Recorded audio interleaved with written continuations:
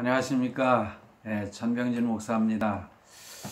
오늘 또 여러분을 만나게 돼서 반갑습니다. 오늘도 요한계시록을 가지고 함께 말씀을 나누는 시간을 갖도록 하겠습니다. 오늘 본문 말씀을 제가 읽겠습니다. 요한계시록 1장 8절에 보면 주 하나님이 이르시되 나는 알파와 오메가라. 이제도 있고 전에도 있었고 장차 올 자요 전능한 자라 하시더라. 알파와 오메가라는 제목으로 오늘 두 번째 시간입니다. 제가 요즘 요한계시록을 읽는데 제가 가진 성경책이 여러 권 있습니다. 그 중에서 제가 늘 참고로 하는 성경 말씀을 읽는 중에 먼저 기록한 서론에 대해서 제가 한번 읽어봤어요. 그랬더니 여기에 기록된 말씀을 여러분들에게 먼저 소개를 해드리는 것이 요한계시록에 대한 더 관심을 갖는데 굉장히 중요한 의미를 부여하는 것 같아서 제가 인트로덕션 서론에 대해서 한번 읽어드리도록 하겠습니다. 왜 이 성경책, 특히 요한계시록을 읽어야 하는가 라는 그런 질문을 해놓고 거기에 대한 답변을 합니다. 만일 당신의 눈에 세상이 선보다 악이 더 많은 것 같고 악한 자들이 의인을 짓밟고 승리하고 있는 것처럼 비친다면 이 책은, 그러니까 이 요한계시록은 당신을 위한 책이다. 이 책은 소망의 책이다. 이 책의 중심 메시지는 지금은 아무리 상황이 나빠 보인다 해도 하나님의 선한 뜻이 마침내 이루어질 것이라는 것이다. 이 책은 마침내 승리할 하나님의 왕국에 참여하길 원하는 자들은 헌신되고 거룩한 삶을 살아야 한다고 우리에게 말해준다. 너무나 질문에 대한 좋은 대답인 것 같습니다. 그렇습니다. 오늘 이 시대가 너무 어렵고 힘든 시대를 우리가 살고 있습니다. 사실 우리 인생의 삶이라고 하는 것은 언제는 좋고 언제는 나쁘고 이렇게 딱 구분하기가 어려운 것입니다. 항상 우리 인생은 고해와 같다는 말이 있잖아요. 어려움을 겪으면서 극복하면서 사는 것이 우리 인생입니다.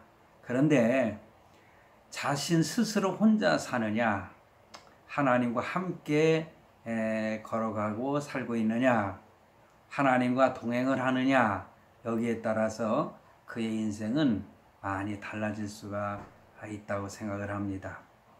자, 그러면은 오늘 지난 시간에 이어서 같은 주제로 하나님의 말씀을 생각해 보도록 하겠습니다.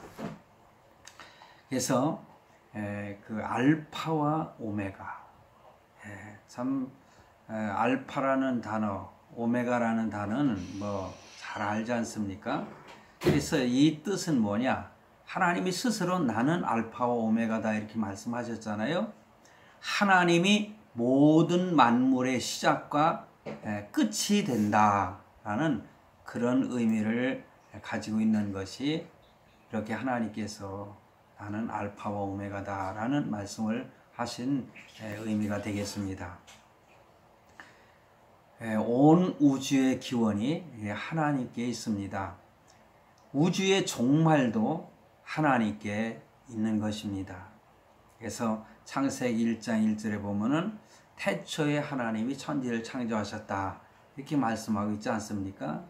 그런데 지지난 시간인가요? 제가 그런 말씀을 드렸죠. 요한계시록의 특징을 보면은 창세기의 초반과 요한계시록의 마지막 부분이 이렇게 대조되는 부분이 있다. 그래서 창세기는 시작이고 요한계시록은 종말이라고 하는 그런 의미를 이렇게 대조적으로 그 말씀이 나타나고 있다, 이런 말씀을 드렸는데, 우주의 기원이 하나님께 있는데 우주의 종말도 하나님께 있다, 그런 말씀이에요. 그래서 요한계시록 20장 11절에 보면은 또 내가 크고 흰 보좌와 그 위에 앉으신 이를 보니, 이게 이제 백보자 심판이라고 하는 그런 말씀인데, 그 위에 앉으신 이를 보니 땅과 하늘이 그 앞에서 피하여 간 데 없더라. 그러니까는 태초에 하나님이 천지 하늘과 땅을 창조하셨는데 마지막 심판대 앞에 하나님 예수님께서 앉아 계실 때에 이렇게 땅과 하늘이 그 앞에서 피하여 갔다, 피하여 간 데 없더라, 이렇게 말씀해 주고 있는 것입니다. 그러므로 우주의 시작도 하나님께 있고 우주의 종말도 하나님께 있다. 참 요즘에 온 지구촌이 몸살을 앓고 있습니다. 특히 중국 우한 코로나가 시작된 곳이 아닙니까? 그런데 요즘에 그 뭐라고 할까요? 재난이 많이 일어나고 있어요. 우한 코로나로 인해서 많은 사람이 죽었고 그것이 전 세계로 확산이 돼가지고 다른 나라에서는 더 많은 사람이 죽었다고 하는 매일매일의 그 뉴스에 나타나고 있는 거 보면은 참 가슴이 아픕니다. 그런데요, 그 중국이란 나라가 이렇게 코로나와 더불어서 곳곳에 홍수가 나가지고 엄청난 피해를 입고 있다. 요즘에 그 유튜버들은요, 그러니까 그 실시간에 이렇게 녹화를 해가지고 방송도 하고 또 실시간을 갖다 그대로 이렇게 방송을 하는 그런 내용들이 많거든요. 그러면 세상 돌아가는 일들을 유튜브를 통해서 우리는 많이 발견을 합니다. 근데 그 유튜브에 그런 홍수가 나가지고요, 엄청난 피해를 입는 그런 장면들이 나타난 것을 저는 보면서, 야, 하나님이 무서운 재난을 이렇게 주시는구나, 그런 생각을 했어요. 그런데 그 내용 가운데에 메뚜기 재앙이 있을 것 같다는 그런 예고를 하고 있습니다. 왜냐하면 이 메뚜기 유충들이 엄청나게 지금 퍼져 있다는 거예요. 그 중국 어느 지역에. 그래가지고 메뚜기 재앙이 올 것이라 생각하면서 굉장히 두려워 떨고 있는 중국인들을 소개를 하고 있습니다. 저는 제가 중학교 시절인가요, 읽었던 그 대지라고 하는 그런 그 책을 참 지금도 기억하고 있습니다. 언젠가도 제가 말씀을 드린 것 같은데, 작가 펄벅이라고 하는 여사가 지은 책입니다. 그러니까는 중국의 농촌에서 일어나는 일들을 기록한 소설 같은 내용이지만은 그러나 사실을 근거로 해서 기록된 내용인데요. 그 펄벅이라고 하는 여사는 원래 부모님이 선교사로, 중국 선교사로 있기 때문에 그 중국에서 어린 시절을 이렇게 살면서 그 지역에서 일어났던 일들을 실제로 작가가 돼가지고 기록한 그 책이 바로 펄벅의 그 대지라는. 근데 저는 그 내용이, 다른 내용들은 그렇게 많이 생각이 안 나는데 딱 두 가지 그 내용이 지금도 뇌리에서 사라지질 않아요. 왜냐하면 거기에 바로 기록된 내용 보면은 중국의 그 농촌에 엄청난 메뚜기 떼들이 몰려들어가지고 그냥 그 모든 것들을 그 식량이 될 만한 것들을 다 갉아먹어가지고 그 먹을 것이 없어가지고 너무나 심하다 보니까는 나중에는요, 그 그 부모가 자식을 잡아먹는 그런 내용이요 나오고 있어요. 사실 성경에도 그런 내용이 나옵니다.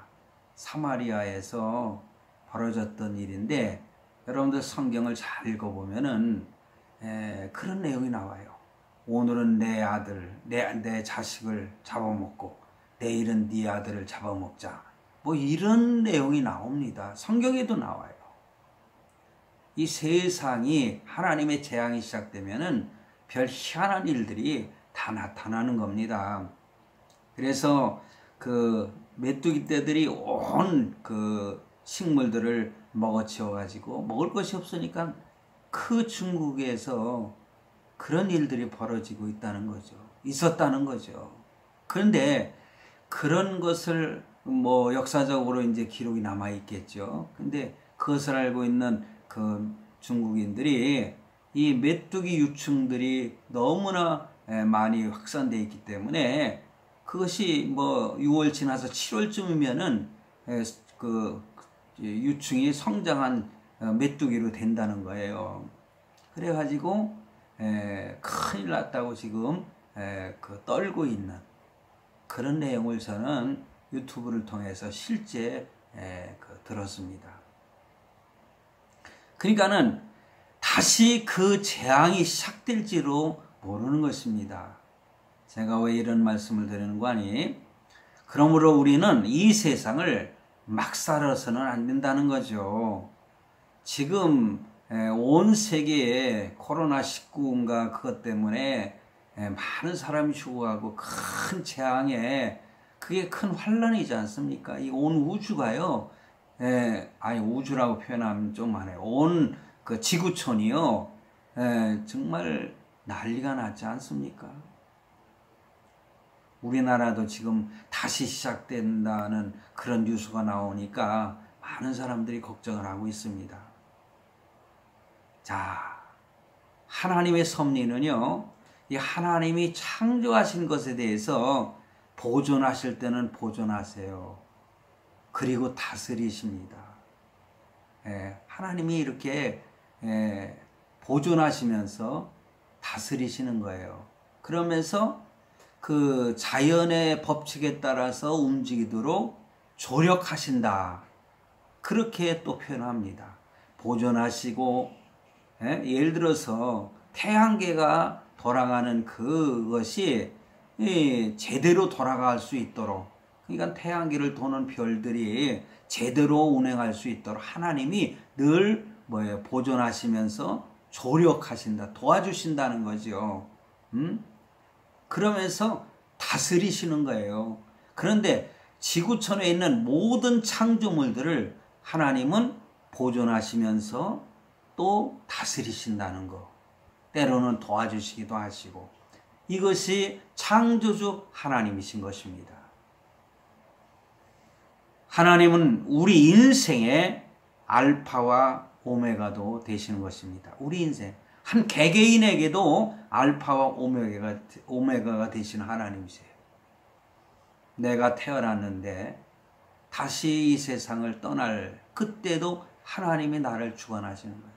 때가 되면은 하나님이 오라 하십니다. 그러면 주님 품에 가는 거예요. 내가 몇 년을 더 살지는 모르지만은 하나님은 저를 아직도 생명을 보존하고 계시고요. 지금도 하나님은 저를 다스리고 계신다고 저는 확신합니다. 그러므로 늘 생활 속에 항상 하나님을 사랑하지만은 하나님을 두려움으로 섬기며 살아가고 있습니다. 그러므로 우리는 인생을 그냥 제멋대로 자기 인생이 자기 것처럼 마구잡이로 살아서는 안 된다. 그것을 오늘 저는 강조해서 말씀드리고 싶은 것입니다. 그러므로 이 우주의 시작과 끝이 하나님께 있는 것입니다. 그뿐만이 아닙니다. 우리 인생도 그렇다고 좀 전에 말씀을 드렸죠. 그러므로 인간의 역사 아니면 이 우주의 그 지구촌의 역사도 하나님이 다 다스리시고 주관하시는 거예요. 하나님의 섭리 속에 있는 거예요. 예를 들어서 지금 트럼프가 대통령이 돼가지고 전 세계를 어찌 보면은 좌지우지하는 그러한 권력을 가지고 있는 것도 하나님이 주신 권력이에요. 김정은이가 지금 하고 있는 행태를 봐도 그 하나님의 손아귀 위에 있습니다. 너무 지나치면은요 하나님이 거두시는 때가 있는 것이에요. 뭐 요즘에는 김여정이를 시켜가지고 무슨 서로 그 남북 연락소도 파괴시켜 버린다. 이제 관계도 끊어 버린다.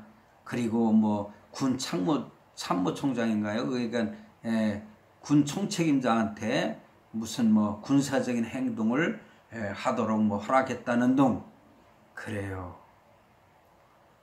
우리나라의 지금의 역사도 하나님이 주관하고 계심을 저는 믿습니다. 하나님은 때로는 악한 자도요, 악한 날에 필요하시기 때문에 보존하시고 지켜주시고 인도하시는 거예요. 잠언서 16장에 보면은 악인도 악한 날에 그날을 위해서 적절하게 창조하셨다. 그렇게 말씀하고 있어요. 대표적인 사람이 가룟 유다죠. 그러므로 역사를 주관하시는 자는 하나님이십니다. 한 개인의 역사나 한 가정의 역사는 물론이거니와 한 국가의 흥망성쇠도 하나님 손에 달려있는 것입니다. 모든 것이 하나님의 주권에 달려있다는 것을 여러분은 믿으시길 바랍니다. 그런데 더욱 감사한 게 뭡니까? 그리스도 안에 있는 우리에게는 그 사랑과 긍휼로 다스리시고 섭리하시면서 우리를 보호하시는데 그리스도를 믿지 않는 불신자들에게는 하나님의 공의와 심판으로 다스린다는 거, 이 사실을 생각하면은 우리는 참 하나님께 감사하지 않을 수가 없습니다. 그러므로 성도 여러분, 우리의 모든 것을 하나님께 맡기시기 바랍니다. 하나님께 맡기세요. 저는 오늘 그 이소라 씨 가수가 부른 바람이 분다, 그 노래를 들으면서 참 감동이 되더라고요. 가요지만은요, 함께 하자는 그런 내용이더라고요. 바람이 분다. 세상은 이렇게 바람이 불어요. 고난의 바람, 환난의 바람이 불어요. 그러나 우리는 함께 해야 돼요. together. 함께 하는 거. 그럴 때 서로 위로가 되고 쉼이 되는 것입니다. 그러므로 우리의 모든 것을 하나님께 맡기고 마음을 평안하게 갖고 산다면은 더욱더 은혜가 넘칠 것으로 저는 믿습니다. 알파와 오메가라는 의미는 하나님은 시종일관 변함이 없으신 분이다, 그런 의미도 있습니다. 시종일관 변함이 없으신 것, 불변의 하나님을 보여주고 있는 거예요. 하나님은요, 처음이나 끝이 한결같으신 분이에요. 한 번 사랑하셨으면 끝까지 사랑하시는 사랑이 바로 예수 그리스도의 사랑, 하나님의 사랑입니다. 즉 하나님의 사랑은 변함이 없다. 처음 사랑이나 마지막 사랑이 똑같다, 그런 것입니다. 그러나 인간의 사랑은 어떻습니까? 처음에는 아주 진합니다. 없으면은, 못 보면은 죽을 것 같지요. 근데 나중에는 변해버려요. 변해지다가 끝에 가서는요, 맹물 사랑이 되는 게 인간의 사랑. 어떤 사람들은 그래도 끝까지 하나님처럼 변함없이 사랑하는 사람들이 있어요. 다 똑같다는 건 아닌데, 하나님은 철저하게 처음과 끝이 같지만 인간은 자기의 욕심에서 충족이 안 되면은 맹물 사랑으로 변하는 거죠. 사랑하는 사람도 버리고 때로는 죽이기도 하고 그런 일들이 뉴스에 보면 나오더라고요.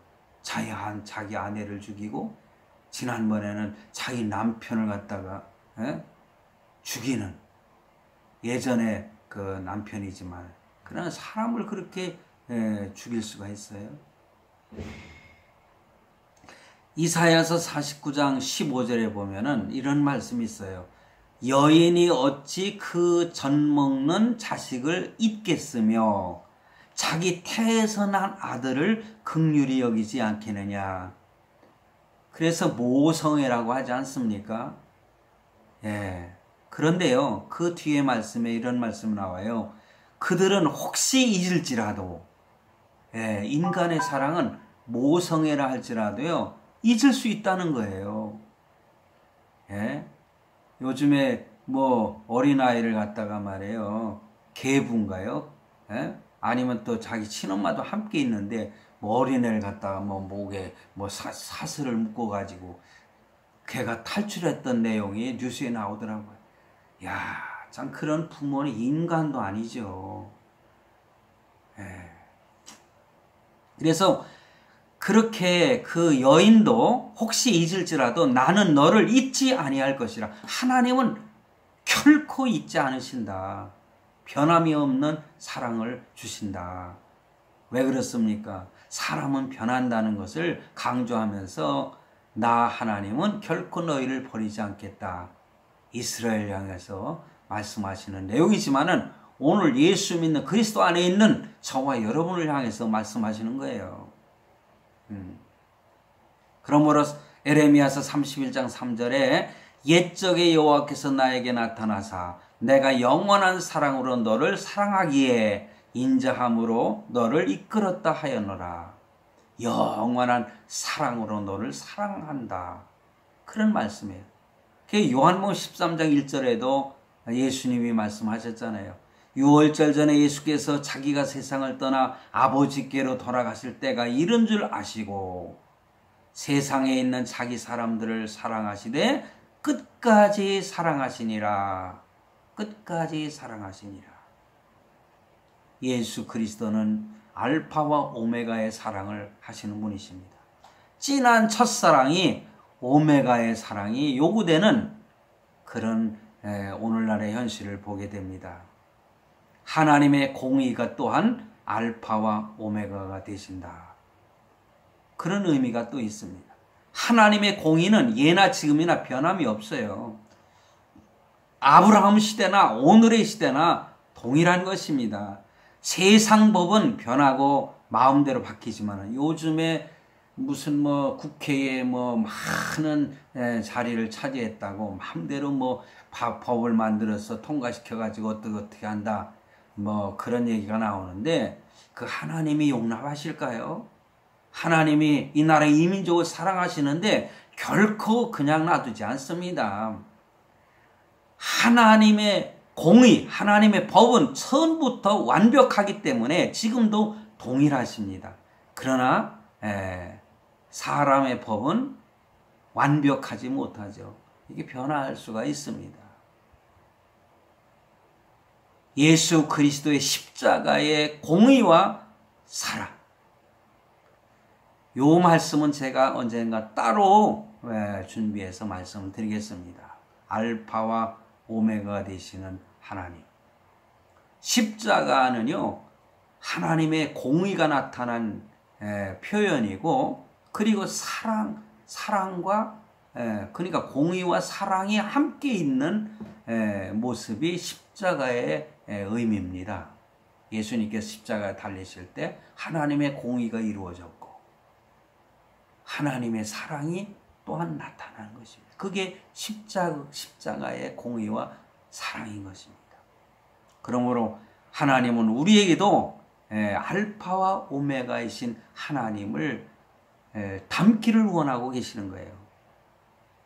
성도 여러분, 변함없는 신앙 그리고 생활하는 믿음의 삶을 통해서 하나님을 기쁘시게 하는 우리 모두가 되기를 바랍니다. 오늘 여기까지 말씀을 드리겠습니다. 감사합니다.